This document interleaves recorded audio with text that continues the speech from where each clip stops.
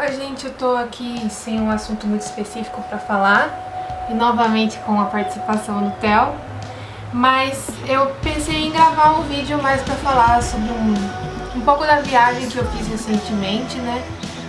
Na semana retrasada eu fui pra Viena porque por motivos profissionais de novo, né? Por motivos de estudo. Da primeira vez eu fui apresentar a minha pesquisa do TCC na Universidade de Viena e dessa vez eu fui pra lá pra tentar entrevistar o fotógrafo que eu tô estudando agora, que é o Gottfried Helfwein.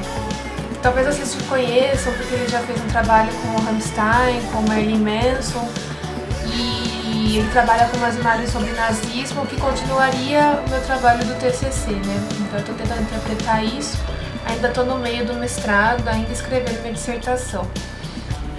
Então, mas eu também fui pra lá pra passear também, né? Fui com a minha mãe e conheci outros lugares, porque da outra vez eu só fiquei em Viena e fui rapidinho pra Bratislava, que é tipo 1 hora de lá, apesar de ficar em outro país, no caso a Eslováquia.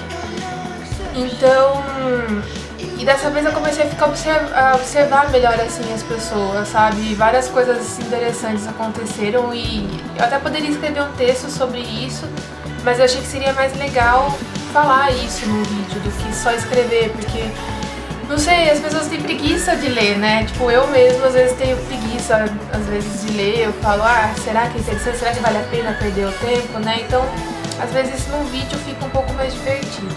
Em primeiro lugar, eu tive um professor no mestrado já que ele estuda identidades e nacionalidades e tal, então ele costumava dizer que latinos, brasileiros são mais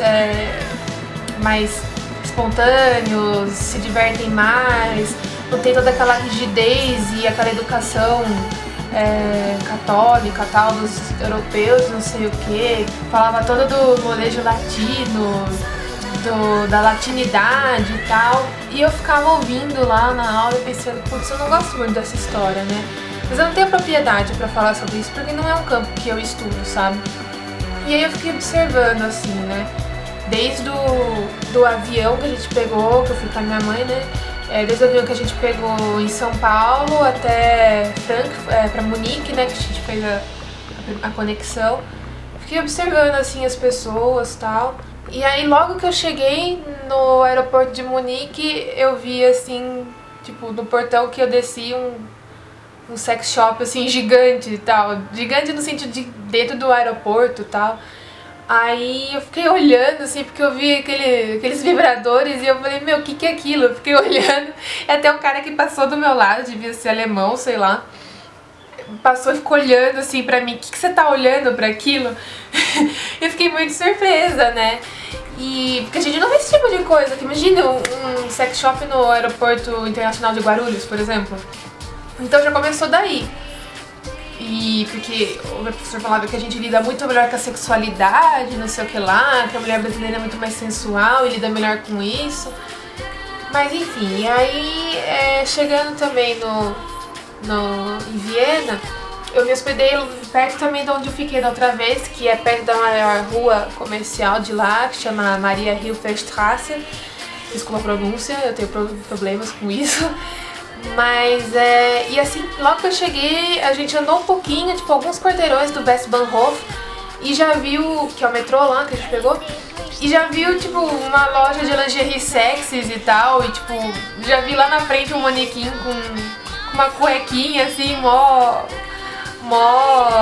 cavada e tal. Meu, a gente não vê isso aqui, tipo, lógico que tem sex shops e afins por aí, mas as pessoas, mas tipo, é como se fosse, sei lá, um sex shop no meio da Avenida Paulista, por exemplo, entendeu? É mais ou menos isso a Maria-Hilfer-Straße, eu acho. Não seria assim tão simples. Na Augusta tudo bem, porque a Augusta já é de boa, né? Na verdade eu acho que a Maria-Hilfer-Straße é mais ou menos uma mistura de Paulista com Augusta. Porque da outra vez que eu fiquei lá em Viena, de noite tinha umas mulheres lá que ficavam na rua, tal, prostitutas, assim como na Augusta, né? Elas não ficam bem na rua, mas tem aquelas casas pra esses fins, né? E ao mesmo tempo é uma rua que tá sempre cheia de jovens, tal. Por exemplo, A gente fala, é porque na Europa é tudo muito certinho, muito limpinho e tal, mas que nem eu tava conversando com um professor que eu encontrei lá, se você sair no sábado de manhã, por exemplo, você encontra os resquícios da sexta-noite, porque lá não é proibido beber na rua. Em alguns países, algumas cidades isso é proibido, mas lá em Viena não. Então, eu já vi isso, eu já vi garrafas e restos de latas de cerveja. Eu fiz porque lá eles têm, tipo, uma infinidade de tipos de cerveja e tal. E já vi também gente bem loucaça, assim, na rua e tal. Um amigo meu também que foi comigo da outra vez também já viu várias coisas. E até quando a gente tava voltando de Bratislava, do show do Depeche Mode, tinha uns austríacos ainda comemorando no metrô, tipo, da noitada ainda, tipo, a gente morrendo de sono lá e 5 horas da manhã pegando o trem de volta pra Viena e os caras lá festejando pra caramba, sabe? Então você vai falar, ai não, europeu é tudo certinho, europeu... Meu, sinceramente, eu convido vocês a pensarem sobre isso, mas quando me falam esse tipo de coisa, pode ser até inocente da minha parte, mas eu fico pensando que não se deve pensar nas pessoas a partir da nacionalidade delas, sabe? Eu sei que tem as suas peculiaridades regionais e tal. Mesmo dentro de um país, a gente não tem costumes aqui, os paulistas têm costumes diferentes dos nordestinos e tal. Mas eu não acho que isso seja uma coisa pra se, sabe, pra se criar um caráter. Não é um caráter. Existem pessoas festeiras na Europa, existem pessoas festeiras no Brasil, existem... Sabe, em todos os lugares, existe gente muito quieta aqui no Brasil, gente muito quieta lá. Eu penso assim, acima de tudo são pessoas, sabe, independentemente da nacionalidade delas. E como foi um músico que eu entrevistei pro meu outro blog, Kunstkrieg, da banda Kriegshund, ele é contra o nacionalismo e tal, ele é músico sérvio e tal. E aí ele falou assim, pegando uma citação de um outro, acho que um comediante, não sei, que ele falava que você nascer num lugar não é pra ser um orgulho, tipo, você não escolheu isso, você não conquistou isso, você simplesmente nasceu lá, entendeu? É um pouco assim, radical esse pensamento. Você pode ter orgulho de ser de algum país, de ter alguma nacionalidade, mas sempre vamos buscar não chegar aos extremos, né? E eu sempre fujo dessas coisas, dessas extremidades, e por isso eu fiquei observando assim as pessoas. Muita gente super educada, muita gente muito legal, assim, em Viena, muito simpática mesmo, sabe? E até em outros lugares, por exemplo, minha mãe e eu fomos lá no dia 25 pra ver o show do Depeche Mode em Bratislava. E aí a gente foi super bem atendida numa doceria lá, com umas mocinhas, tem muita gente jovem em Bratislava, é o que comentam também. Aí eu fui no show e tal, lá com a minha mãe, eu tive problema porque eu levei a minha câmera, ela é um pouco grande, né, é um termo entre o profissional e o semi e tal, e não me deixaram entrar. E o segurança, ele mal sabia falar inglês direito, e ele só queria saber de, tipo, ser escroto comigo, basicamente falando. Então tinha ali um cartaz com escrito proibido, com ícones, né, escrito mostrando proibido câmeras, proibido sombrinha, proibido bebida, não sei o que lá. E aí eu falei, meu moço, por favor, eu vim de outro país, eu não tô hospedada aqui, por favor, eu dou a minha bateria pra você, então não vou ter como filmar e tal. Não quero saber, você tá vendo aqui que é proibido, não sei o que lá. Aí queria que eu deixasse a minha câmera lá com ele, tipo, lógico, não sei o que.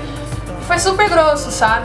E aí eu lembrei de uma aula, acho que de sociologia, que eu tive na faculdade, na cátedra, com o professor Liraucio, que a gente chamava de Lira. Eu acho que ele falou alguma vez sobre isso, na qual ele disse que a gente tá sempre subordinado às pessoas, a algum tipo de poder que é exercido por alguma pessoa, né?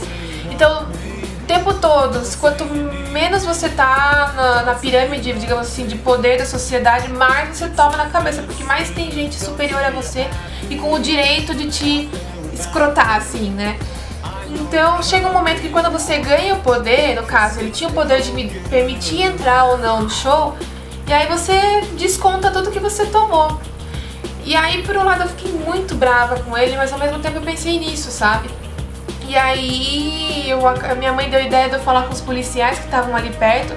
Eles não sabiam falar inglês e eu tava tipo super nervosa e falando super rápido, porque eu falo muito rápido, independentemente da língua. Aí minha mãe sugeriu de perguntar se tinha algum hotel por perto pra eu deixar minha câmera. Eles falaram, tem o Hotel Hilton ali perto. E eu pensei, putz, Hilton é tipo uma linha de hotel, né? Pensei, puta, a gente vai ter problemas com isso. Aí chegamos lá no hotel e uma mocinha muito simpática atendeu. Nossa, tipo, eu tava tão nervosa que eu quase chorei de alegria quando ela atendeu a gente tão bem, sabe? É aquela coisa, aqui no Brasil até acontece. Às vezes você vai numa loja e você tem vontade de, tipo, só de comprar ou só de agradecer a pessoa por ter sido simpática com você, porque as pessoas são muito grosseiras, sabe? E aí ela foi muito legal, ela falou, não, expliquei pra ela a situação, não, pode guardar aqui no guarda-volumes do hotel e tal, colocou uma fitinha de identificação lá, deixou, e eu perguntei, ai, quanto fica, né, pra pagar? Não, é de graça, sei lá, tipo, meu, eu não sei, sinceramente, não sei se é preconceito meu, mas eu fico pensando, será que isso aconteceria também no Brasil, sabe? Eu não sei. Mas do mesmo jeito que aconteceu com o cara, né, sendo grosso comigo, querendo ficar com a minha câmera, nada a ver. Mas enfim, eu entrei no show e aí a gente ficou super aliviada de conseguir deixar minha mala lá e fomos. E aí de repente chega um grupo de eslovacos lá, né, super animado e tal, e tipo, eles chegaram com um cubo de isopor assim. Que porra é essa, né? Meu, simplesmente as minas colocavam o cubo assim e subiam no cubo pra tipo ver o palco que tava longe, porque assim como no Brasil lá também tem VIP, né, pista VIP, então tinha um puta espaço entre o palco e a pista normal e a pista VIP, né? Então elas subiram no cubo e, tipo, ficavam vendo tudo. Só que elas eram baixinhas, tipo, um pouco mais baixas que eu, e eu já sou alta pro padrão brasileiro, né? E os namorados, os caras que estavam junto com elas, tinham, tipo, 2 metros de altura, tipo, eram gigantes, sabe? E aí, antes de começar o show do Depeche Mode, que teve 2 bandas de abertura, a gente pensou, e aí, como vai ser depois? Elas vão subir, vão ficar aí, vai atrapalhar todo mundo, né? E realmente atrapalhou, e tipo, as pessoas ficaram bravas, mas ficaram na delas, sabe? Só que minha mãe começou a surtar e ficar muito brava. Porque como ela não fala inglês, aí sobrava pra, tipo, se eu tivesse que falar alguma coisa, aí que teria que falar. E eu não tenho coragem de ficar, sabe? Aí eu falei, mãe, não. Aí no fim os caras foram muito legais e tal, tipo, carregaram minha mãe pra ela ver o show, assim, porque a minha mãe é uma pequena e tal. Mas eu digo, imagina se fosse no Brasil os caras com esse cubo, meu, não sei o que aconteceria. Será que alguém, se eles quisessem levar a porrada, né? Os caras eram muito grandes, né? Mas foi muito legal, assim, meu, tipo, por mais que estivesse cheio, super cheio, foi tipo num estádio de futebol de lá, no show, não ficou empurra-empurra, sabe? Por exemplo, quando eu fui no show do Rammstein em São Paulo, foi, acho que no Credit Card Hall, Citibank Hall, alguma coisa assim. E, meu, simplesmente, eu fiquei bem perto do palco, só que não na grade. E, meu, assim, já tava um aperto absurdo, aquele calor absurdo. E quando a banda entrou, foi todo mundo pra frente. Quando o Depeche Mode entrou, não aconteceu isso lá. Claro, tava apertado, mas, tipo, todo mundo no seu quadradinho, entendeu? Então, muito legal isso. Talvez porque eles já estejam acostumados, sempre tem show por lá, eles não ficam tão desesperados assim, né? E aqui a gente não tem tanta oportunidade, então já fica, ai meu Deus, preciso ficar perto da banda, sei lá. Mas enfim, foi lindo o show, foi muito legal. Eu sei que eles estão vindo pro Brasil e tal, mas eu queria assistir lá, sabe?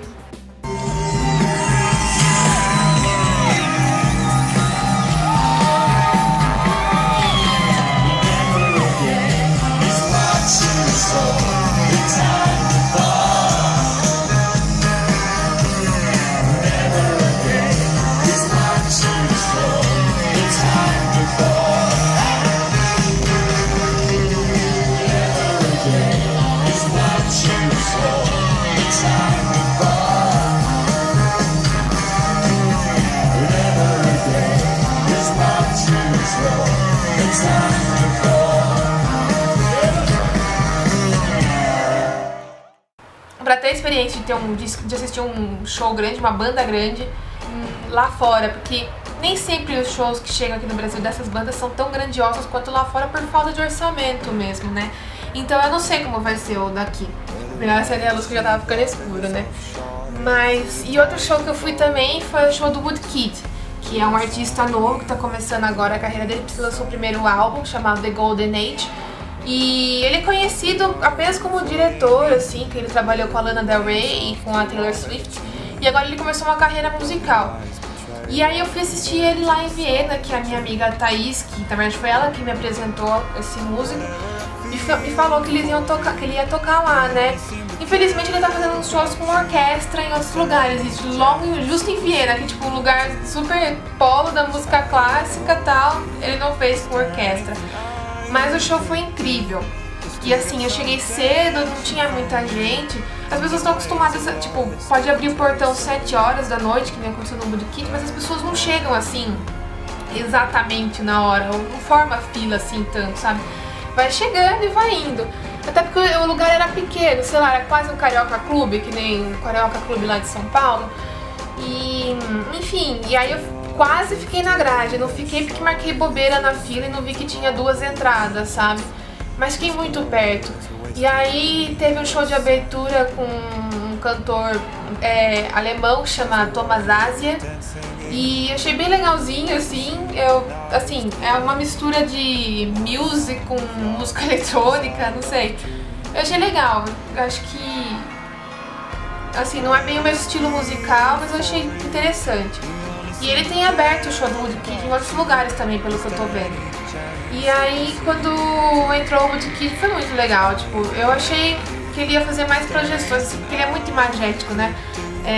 Se vocês forem ver os clipes dele, que ele fez para 3 músicas do álbum dele, a Iron, a Run Boy Run e a I Love You, é muito visual, assim, por ele ser diretor mesmo, ele tem toda uma imagética e tal. Mas ele não fez muito disso não no show, ele só projetou algumas repetições de detalhes arquitetônicos, umas coisas assim, bem tipo, sabe, repetição, assim. E aí eu achei isso meio tosco, mas o jogo de luzes foi muito legal, a banda assim distribuída também era muito legal, tinha os tambores e tal, foi bem bonito, assim.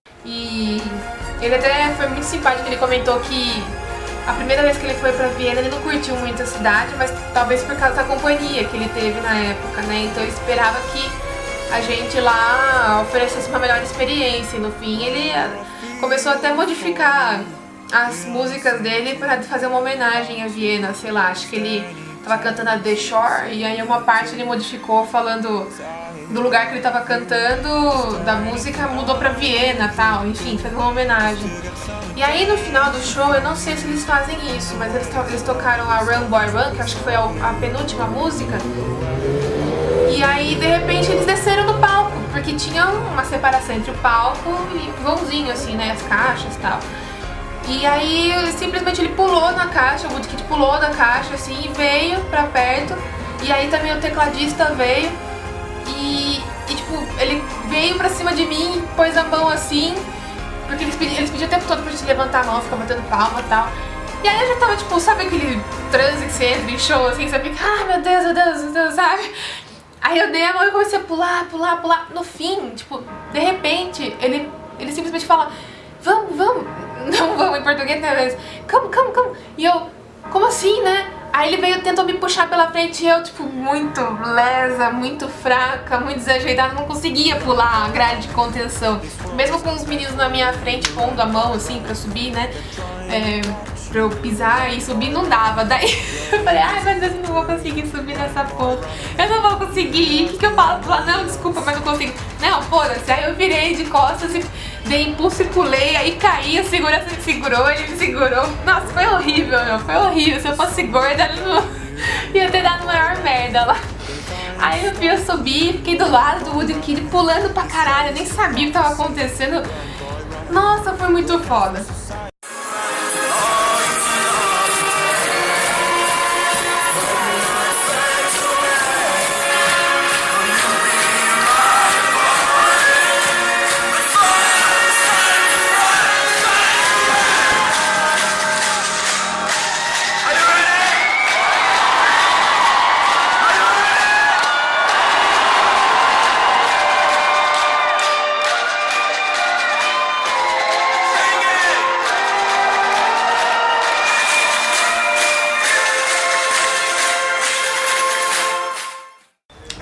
Foi tipo incrível, assim, eu não acreditei, sabe?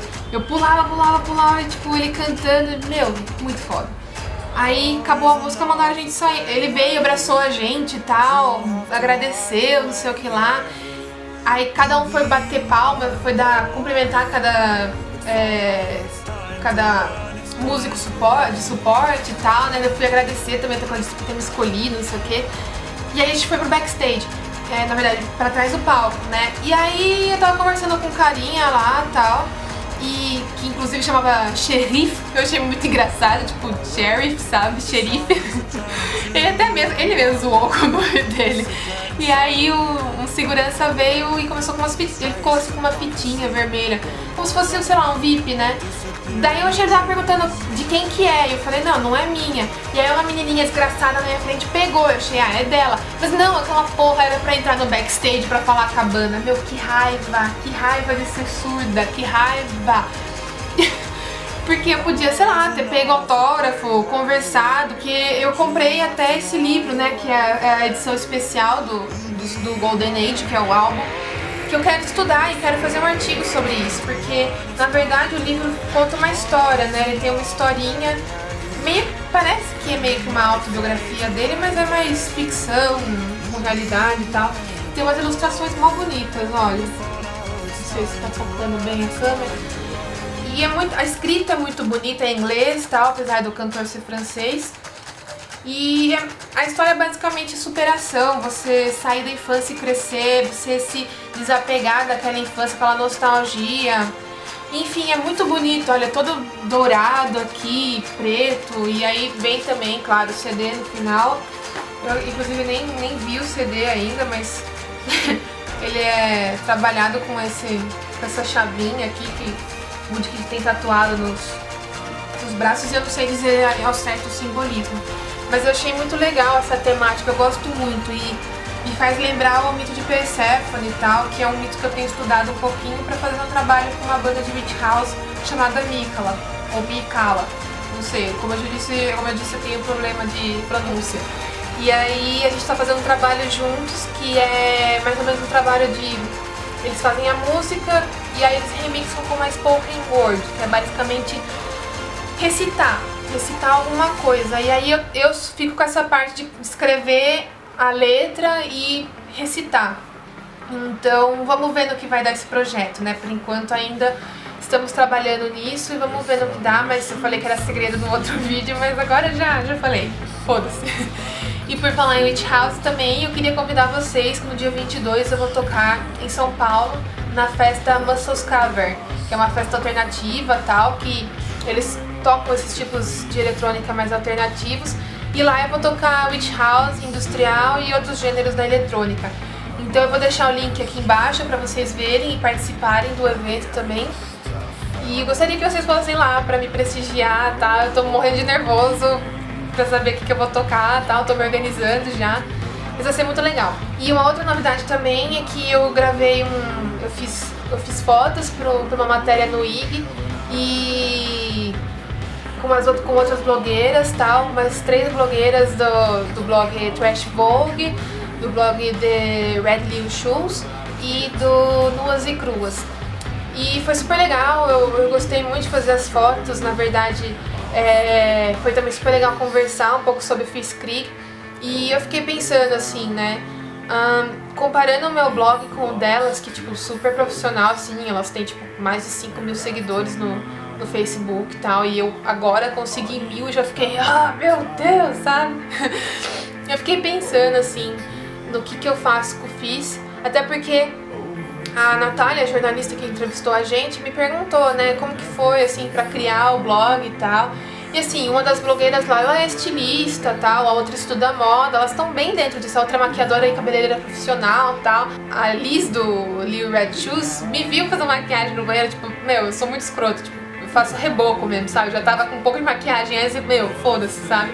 Aí eu até falei pro fotógrafo, o Eduardo, falei, meu, pelo amor de Deus, dá um jeito nisso depois. Porque eu mesma, meu... É que nem a Liz falou, é o truque da babinha, tá ligado? Se você borrar, vai lá. No caso eu usei cotonete na hora, né? Mas eu fiquei pensando, caramba, eu não sou nada profissional perto dela, sabe? No sentido de que eu não manjo nada de moda, assim, eu não manjo nada de maquiagem, as minhas maquiagens são tudo porca e tal. Eu tô tentando melhorar, né? Mas aí eu fiquei pensando, eu acho que o Fizz, por mais que seja um blog de moda, eu pelo menos estou muito mais preocupada em atender as pessoas no sentido mais de subcultura, sabe? Porque quando eu criei o blog, eu tava vendo assim, tem muito blog de moda legal, muita gente se dando bem com esse tipo de segmento de blog. Eu sempre fiz blog, desde quando eu tinha, sei lá, se não era blog, era tipo site no HPG ou no Kitnet, sabe? Tipo, na época eu tinha, sei lá, 11, 12 anos, eu gostava de Sailor Moon, então era sobre Sailor Moon, sabe? Mas depois montava blog pessoal, blog pra não sei o que, blog pra não sei o que, eu sempre estive nisso, mas nunca toquei pra frente, sabe? E aí eu vi que os blogs de moda estavam em alta e resolvi fazer um também, pensando não tanto em falar de moda, consumo, maquiagem, enfim, cabelo, esmalte, mas eu via que tinha muita blogueira de moda, mas eu não tinha visto nenhuma assim com um estilão mais parecido com o meu, assim, né? Mais dark, mais gótico e tal. E aí eu falei, meu, vou fazer um pra tipo, meu, nós também podemos, sabe? Tipo, pra falar, ó, também é legal, também é cabível pra hoje, né? E aí eu fiz, sem muito entender de moda, até lembro que um amigo meu da faculdade, o Fernando, me deu um dia, ele foi pra Nova York e ele me deu um chaveiro do Marc Jacobs. E eu fiquei, putz, que legal, obrigada, tal. Eu nem sabia quem era Marc Jacobs, sabe? Não tinha nem noção de quem era. Nunca manjei nada dessas marcas e tal. Então, foi assim, eu fui aprendendo aos poucos, fui conhecendo outras marcas, principalmente pelo Tumblr, que eu vejo, assim, uns Tumblrs que postam editoriais e lookbooks e tal. Mas não é bem isso, sabe, que eu entendo. Eu tento passar pra vocês um pouco mais de cultura do que de moda ou de consumo, sabe? Talvez por eu ter essa formação jornalística, e também agora indo para a área acadêmica, com semiótica e comunicação ainda, eu tento trazer um pouco mais disso, sabe? Trazer um pouco mais de cultura. Tanto que a Natália até me perguntou, porque você fala de música também? E, meu, eu me sinto muito mais confortável falando de música, apesar de eu não ser nenhuma expert nisso, do que falando de moda, sabe? às vezes as pessoas vêm, Lídia, faz um post tal sobre moda, por que eu posso usar no trabalho? Porque eu adoro os estilos, mas não dá pra usar essas coisas no trabalho, sei lá, umas roupas mó extravagantes da Barbara Gondini e tal. Eu falo, não, beleza, tá? Eu me sinto às vezes mal, sabe? De falar, não, use isso em vez daquilo. Então por isso eu nem faço essas coisas de tipo, o que é certo e o que é errado. No começo do blog eu fazia isso, sabe? Eu ficava meio que zoando assim, mas eu tirei todos os posts porque eu não gosto desse tipo de coisa. Eu não gostaria de estar no lugar da pessoa zoada, então não faço pro outro porque eu não quero que faça comigo.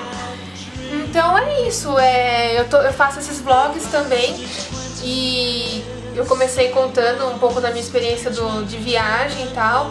E até também tô fazendo isso no blog, com posts de turismo, arquitetura, fotografia e tal. Então é isso, foi meio que um vídeo desabafo, assim, também algumas informações e um pouco de publicidade sobre essa peça que eu vou tocar. E é isso. Depois eu posso fazer um outro vídeo também sobre a minha entrevista com Gottfried Herrwein, sei lá, se for de interesse de vocês. Mas só quero mostrar pra vocês. Se liguem neste singelo livro que eu comprei lá no Museu Albertina. Meu, simplesmente foda. Vou ter que ler isso, né? Lógico. Pra minha pesquisa, Maotolet. Ainda bem que tem a versão em alemão e em inglês, né? Porque o meu alemão ainda tá meio ruinzinho. Mas também para quem tiver interesse, em setembro eu vou participar de um evento lá na USP, no qual eu vou apresentar essa minha pesquisa, né? E logo também eu vou tentar, um pouquinho dos aquarelos dentro, vou tentar transcrever a entrevista e postar lá no Kunstscript, né? Daí eu linko pra vocês verem. Então é isso, se vocês gostaram desse vídeo, deem subscribe aí e continuem seguindo e assistindo os vídeos aqui no YouTube e também dando uma olhada lá no blog, tá? Obrigada, gente. Até mais.